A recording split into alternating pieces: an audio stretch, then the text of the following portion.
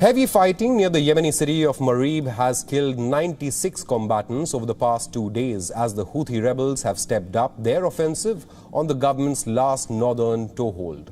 The Iran-backed Shiite rebels rarely disclose their own losses. Meanwhile, aircraft of a military coalition led by Saudi Arabia provided air support to government ground forces. One government military source told AFP, and I quote, "Clashes between the two sides on several fronts in the Marib area on Wednesday and Thursday killed 36 loyalists troops and 60 rebels," unquote.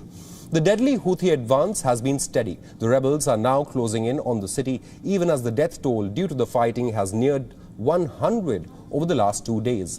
Another loyalist military official said, and I quote, "The Houthis are keeping up their slow advance on Marib and now constitute a very real threat on the Qasara and Masjah fronts, northwest of the city," unquote. Fighting for the key region of Marib in Yemen has intensified this month. As per news agencies, 53 pro-government and Houthi rebel fighters were killed last week during an offensive in which Houthi rebels reportedly seized some territory. The rebels see Marib as a strategic prize that will give them more bargaining power in peace talks that Washington says must begin soon. The Houthis have also stepped up missile and drone strikes against neighboring Saudi Arabia in recent months, demanding the opening of Yemen's airspace and ports. They have also rejected a Saudi proposal for a ceasefire.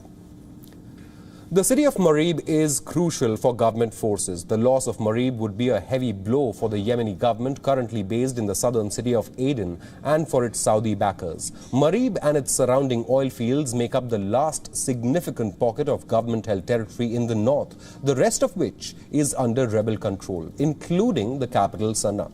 The city's fall could also lead to humanitarian disaster as vast numbers of civilians displaced from the fighting elsewhere have sought refuge in the Marib area. Around 140 camps have sprung up in the surrounding desert to provide basic shelter for up to 2 million displaced people, according to the Yemen government. U.S. Secretary of State Antony Blinken has warned that the suffering will only end when a political solution is found between the Houthis and the government.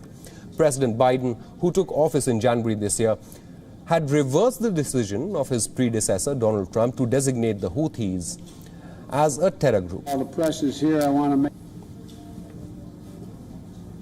Millions have been pushed to the brink of famine in the country. United Nations has described the situation in Yemen as the world's worst humanitarian crisis. Most people in the country, especially in rebel-controlled areas, depend on international food aid for survival.